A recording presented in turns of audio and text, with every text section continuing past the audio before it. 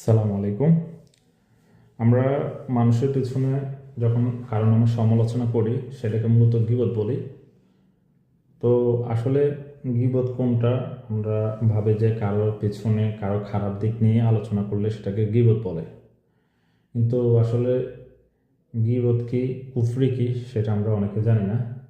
গীবত হচ্ছে যে একটা মানুষের নামে 100% সত্যি সে এটা করছে, সেটা হচ্ছে মানে খারাপ কিছু আর কি, সে খারাপ এটা করছে 100% সত্যি, সেটা হচ্ছে গীবত। আর কারোর নামে মিথ্যা কিছু বানিয়ে বলাটাকে হচ্ছে কুফরি বলে। এই গীবত এবং কুফরির মধ্যে পার্থক্য হচ্ছে এটা। আমরা সাধারণত ভাবি যে কারোর পেছনে মিথ্যা কিছু সমালোচনা করলো গীবত, তবে মিথ্যা বলাটা হচ্ছে কুফরি, একজনের নামে মিথ্যা বানিয়ে বলাটা হচ্ছে কুফরি। আর কারো দোষ নিয়ে 100% সত্যি, যে এই মানুষটা এটা করছে 100% সত্যি, সেটা হচ্ছে গীবত। আশা করি গীবত এবং কুফরির মধ্যে পার্থক্যটা বুঝতে পারছেন।